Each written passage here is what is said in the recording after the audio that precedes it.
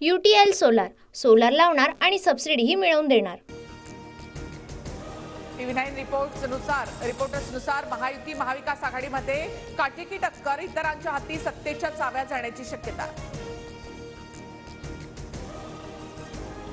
पीमार्कच्या exit पोलनुसार महायुतीला राज्यामध्ये 137 ते 157 जागा मिळण्याची शक्यता, तर महाविकास आघाडीला 126 ते 146 जागा मिळण्याचा अंदाज, इतरांच्या 2 ते 8 जागा येण्याचाही दावा।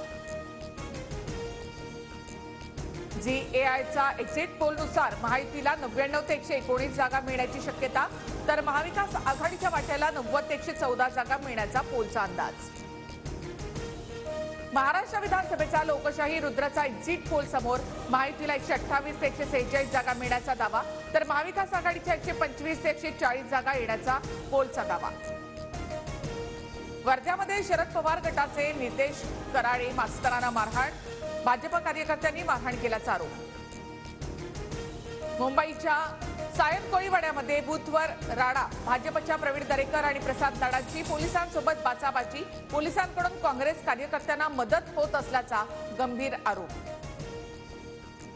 यवतमाळच्या सुकळीमध्ये सरपंचावर प्राणघातक हल्ला, सरपंच शिवाजी रावते हल्ल्यामध्ये जखमी, उमरखेड पोलिसात तक्रार दाखल।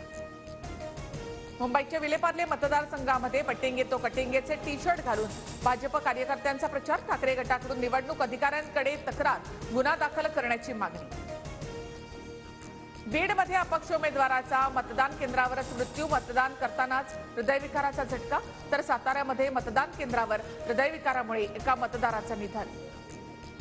अंबादास दानवेंकडून संजय शिरसाट यांचा आणखी एक व्हिडिओ ट्विट, शिरसाटांनी ठाकरे गटाच्या पदाधिकाऱ्याला धमकी दिल्याचा आरोप, छत्रपती संभाजीनगरमधील घटना।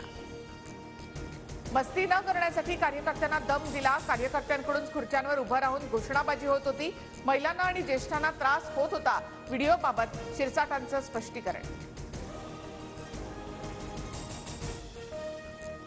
UTL सोलार सोलार लावणार आणि सबसिडीही मिळवून देणार।